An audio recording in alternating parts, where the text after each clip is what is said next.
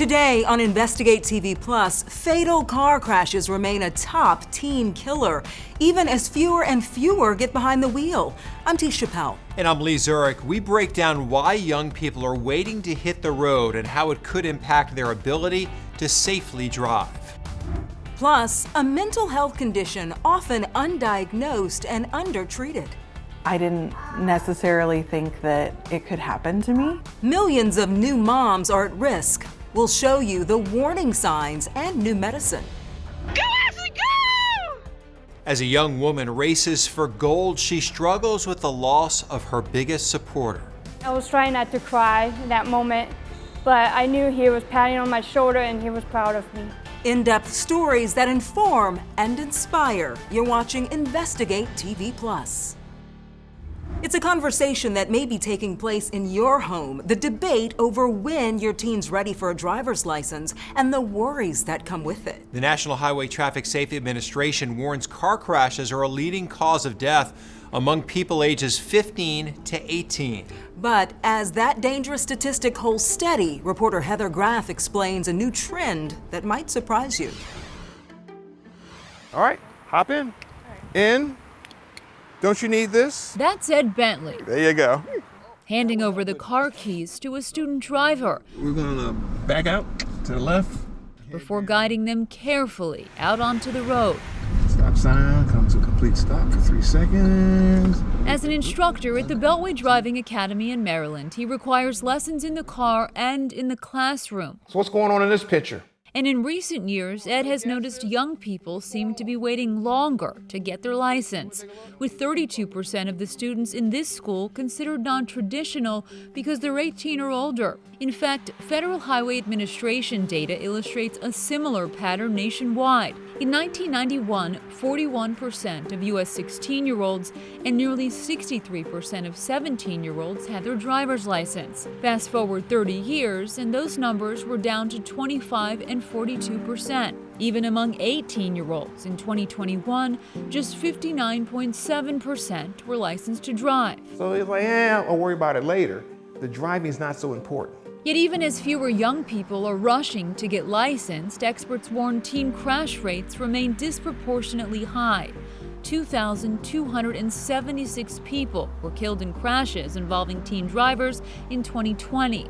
And in 2021, the fatalities climbed even higher. Teens are risk takers. They get into about 3 times as many crashes per mile that they drive, or 3 times as many fatal crashes per mile that they drive than older people. Jessica Cicchino is the vice president of research at the Insurance Institute for Highway Safety that studied long-standing safety concerns with teen drivers and the more recent trend of teenagers opting not to get their license right away. Not having that experience until you're older means that when you're older, you're going to be that inexperienced driver still. So back in Ed's classroom, Okay. we asked him and his students for insight when it comes to Gen Z hitting the brakes on driving.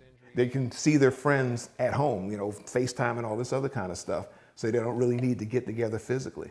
Why do you think that is? Why do you think more people are tending to wait a little bit longer? Uber, I feel like it was probably more accessible. Tyson Coffer and Sarah Fasusi, both 18, and both pointing to the widespread availability of rideshare services. More and more people are using it than having to rely on their parents for transportation. They also cited the high cost of cars. So I worked before and I stacked up a little bit of money, so I wouldn't have to wait too long before getting my first car. Cars are expensive now. Another factor they acknowledged is anxiety about being behind the wheel when they first got a learner's permit. I wanted to wait longer because I wanted to have more experience on the road. I gained more knowledge as time went by. And while more supervised practice is generally a good thing, the IIHS says there's one big complication and potential consequence of teens taking their time. Some of the laws that we have that have been put in place since the 90s that are called graduated driver's licensing laws, these have really put some restrictions around the circumstances where teens can drive, and things like preventing driving at night or having passengers in your car. One concern we have with teens delaying their licensure for a while is that they might not have those laws covering them anymore by the time they get their license. What would your advice be to families who are navigating all of this? Families should think about what's the best way that I can balance making sure my teen can get where they need to go and keeping them safe. So, in the scenario she just described, if an 18-year-old ages out of state-mandated restrictions on new drivers, Ticino urges moms and dads to enforce those same rules. Getting into it gradually and not just going out there and speeding on roads at night and doing the things that they wouldn't be able to do if they got their license when they were younger. 1, 2, 3, all right, go ahead and make your left. And every day, Ed says parents should set the example. Good job. No speeding, no distractions, and no pressure on your kids. Just give them the support. Whether they're eager to drive at 16 or reluctant for a few more years. We much rather you do it when you want to do it as opposed to, oh, I'm at a certain age, I have to do this. You don't want people out on the road that aren't ready. One thing parents can control is the type of car their teenager drives. Yeah, you want to avoid anything too big or too small, and it doesn't have to be brand new to be safe. The Insurance Institute for Highway Safety and Consumer Reports put out an annual list of recommended used vehicles for teens with makes, models, and price points. And you can find it on iihs.org/ratings. Still to come, flight cancellations or delays can throw travel plans up in the air. But we'll show you how to be your own investigator to help get your itinerary back on track. But first, there's help for millions of women who suffer from postpartum depression. I think once you get to us, you realize that everybody understands. We'll explore the treatment options available for moms. You can watch Investigate TV Plus anytime online. Just subscribe to our YouTube channel at Investigate TV. You can catch stories and full episodes.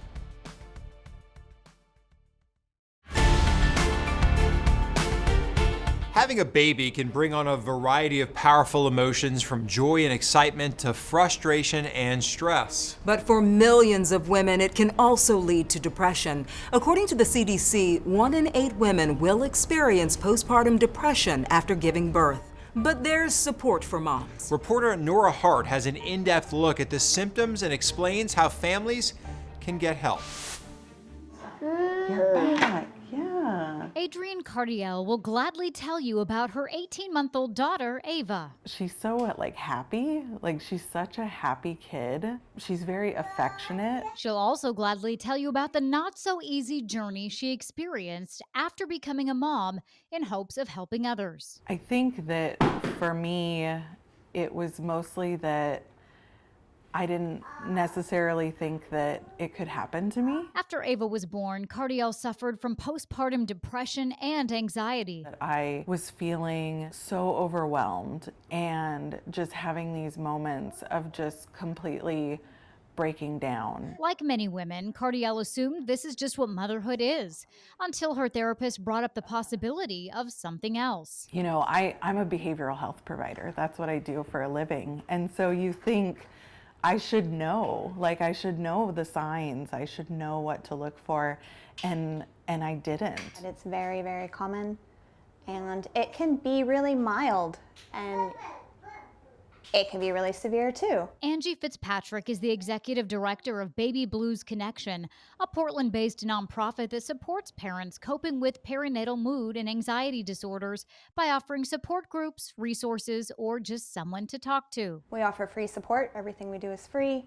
You can have one call, very simple, short relationship, or you can stay with us for many months.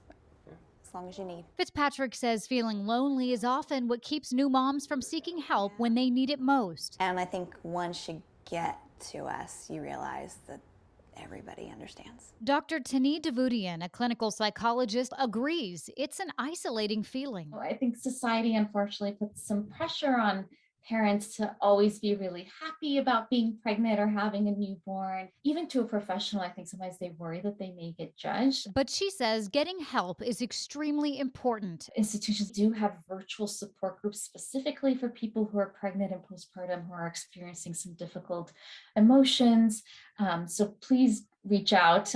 No one has to be alone in this. Can I wear the necklace? And not being alone is what Cardiel says really helped her. Besides my therapist and medication, like the things that really got me through those first couple of months were talking to fellow mom friends who were also postpartum and going through very similar experiences.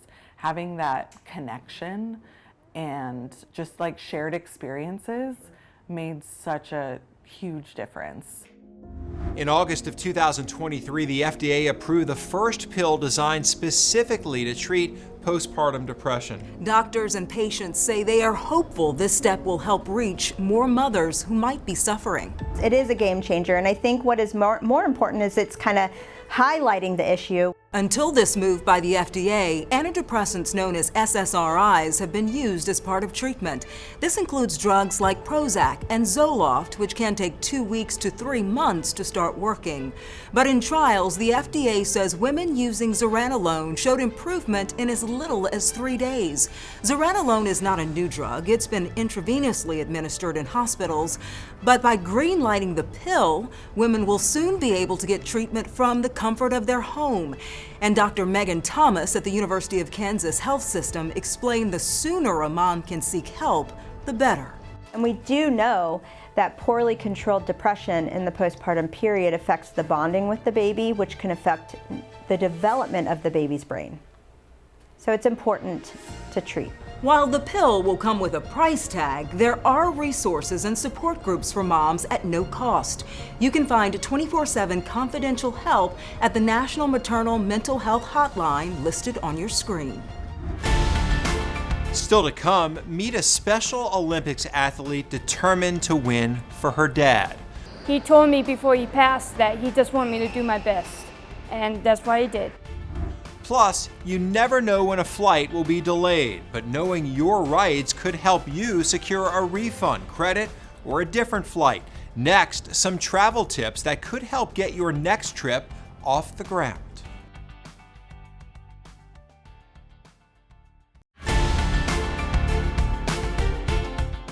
I woke up groggy, didn't want to leave, but then we got here, found out my flight was delayed, got even grumpier. We don't have our luggage, our clothes, medicines, everything. Maybe by this afternoon I will be in my home and able to put my feet up. Flying has become more of a headache in recent years. The Bureau of Transportation Statistics reports in 2022, 1 out of every 5 flights in the U.S. was delayed. While the cause of the delay or cancellation is probably out of your control, there are steps that you can take to help get yourself to your final destination. Reporter Josie Sturman explains how you can be your own investigator, whether you're about to leave for the airport or you're stuck waiting at the gate. You get to the airport and find out your flight is canceled or delayed. Is there anything worse than that? Travel can be a huge headache, and it's even more frustrating if you can't figure out what's happening. In this Be Your Own Investigator, we'll show you how to find some tricks to find out what's going on when you're in airline limbo, and how you can try to get out of a travel mess as quickly as possible. First, before you fly or while you're at the airport, always download the phone app for the airline you're flying and sign up for their text alerts. With these apps, you'll feel like the smartest person at the gate because you'll often get an alert about the delay before the board actually says anything. Now, some airlines like United will even tell you on the app why your flight is delayed, like they're waiting on a flight crew to arrive. Second, lots of websites follow planes so you can find out where yours is coming from and whether it's running on time. One of our favorites is flightaware.com. Just type in your flight number and check on where is my plane now. Then you can see where your plane is and actually get a look at its flight path. Here's another site to check out, flightstats.com. This one will show you widespread delays at airports around the world. But keep in mind, sometimes airlines will trade out a plane or switch up the crews to help fix a flight delay. So if you like to hit up the bar or shop the shops, it's important you stay near the gate as your flight time gets closer. If you're gonna miss a connection or if your flight gets canceled, it's a good idea to scope out all your options for another flight and have it at the ready for a gate agent or a phone representative. So grab your phone and start looking while you wait in line or on hold. Pretend as though you're booking a brand new flight and see what flight numbers are showing those open seats. Write down what you'd like to be rebooked on and take that information to the airline. Sometimes they can help to expedite things if you're armed with that other possible route. You can even try other airlines, but some companies, they might transfer you to another carrier. They don't have to though. Now let's say you get stuck overnight. Check out your airline's policy on delayed or canceled travel. Some of them will give you a hotel and meal voucher in certain cases, and it's always worth asking. It beats a tough night on the floor with a bag of chips. I mean, have you really looked at that airport carpet? The Department of Transportation notes that if you decide to just skip your trip after your flight is canceled, you are entitled to a refund. And finally, one more good app to have on hand so you don't miss a flight, My TSA. You can see the current security wait times at airports and plan ahead by seeing when it's usually the slowest and the fastest.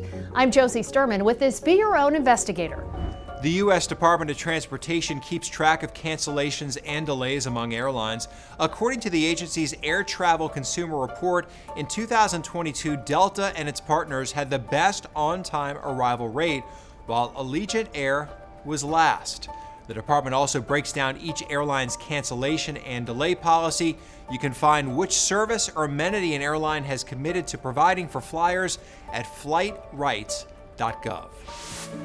And you know, when you have a special needs child, you think, what are they going to do in this world? What can they do in this world? Well, you know what? There's a lot they can do in this world. From basketball to track and field, a Special Olympics athlete keeps capturing medals despite a tragic loss. Her inspiring story up next.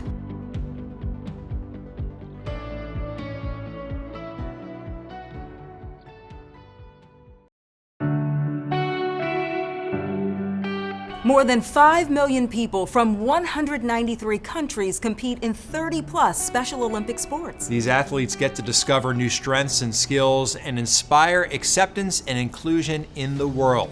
That no matter what obstacle you face, you can succeed. Reporter Zach Groth introduces us to an athlete from Indiana whose quest for gold continued despite suddenly losing one of her biggest supporters. She likes to stay busy. I do basketball, track and field, flag football, soccer, swimming, and bowling. And you know, it gives her more time with her friends. If she didn't have Special Olympics, gosh, I don't know who she'd hang out with all the time. I mean, me, how fun am I, you know? Ashlyn Heller has brought a lot of pride to DeKalb County. She helped her basketball team win a national title back in 2018. Coach Rob Allen says he can always rely on her work ethic. She's very coachable, so she wants to compete. Ashlyn earned a trip to the 2022 USA Games to compete in a few track and field events. This meant quite a lot to her dad, Kevin, a former All-American runner himself. When she was selected to be on Team Indiana, he was so excited because he said, I'm going to coach you, I'm going to make you the best you've ever been. Which he did. Kevin and Ashlyn trained together as long as they could, but in November, the family received devastating news, a liver cancer diagnosis. We knew it was terminal. We thought he had a couple years to live. It ended up being 9 weeks. The Hellers lost Kevin in early January. Track and field took a back seat for a while. After he passed, I didn't train that much because it's hard for me to think of I wanted to do this for him, and he told me before he passed that he just wanted me to do my best, and that's what he did. There was just that piece that was missing that I said, he's supposed to be here. Ashlyn wouldn't get to speak face-to-face with her father in Orlando, but he still had a presence there. Can you tell me about your necklace? This necklace my mom gave me for my birthday, and my dad passed away before I went to Florida, so this necklace has his ashes with. So I had him with me. Her father, close to her heart, Ashlyn waits for the gun at her big event, the 100-meter dash. I was watching it, and when she took off from the start line and jumped out to the lead, I stood up out of my chair, and as she was running down the track, I was in my office yelling at the computer, "Don't stop, don't stop." Go, Ashley, go! And as soon as she finished, I cried.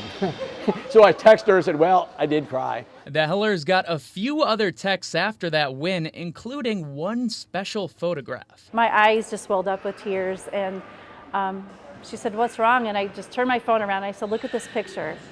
And she goes, "Oh." She goes, "Yeah, I was praying that Dad was with me during that race." I said, "I know." And then tears just came out of my eyes. I was trying not to cry in that moment, but I knew he was patting on my shoulder and he was proud of me. Heller took home 3 medals during the USA Games, a bronze in the mini javelin, a silver in the 4x100 relay, and that gold from her epic dash. Every parent wants to watch their child achieve something so great. And you know, when you have a special needs child, you think, what are they going to do in this world? What can they do in this world? Well, you know what? There's a lot they can do in this world. You know, she could change the world. Ashlyn has a lot of life ahead of her, and much will have nothing to do with sports. Those lessons from the track, though, the ones from her dad, will give her the strength to keep going wherever this path leads. My journey is a part of my father. He trained me. I know he's watching us, and he couldn't be more proud. He's always with me in my heart. He's always here. And I miss him a lot. A whole lot. Gosh, watching that story, I just have so many different emotions. Just from I wanted to cry. I'm inspired by her so much. Just so many different feelings seeing that. She's just amazing, and so is the Special Olympics. It gives so many athletes purpose. So I'm glad we have it. Very nice, yes. And that's it for us on Investigate TV Plus. I'm Tisha Powell. And I'm Lee Zurich. Thanks for watching.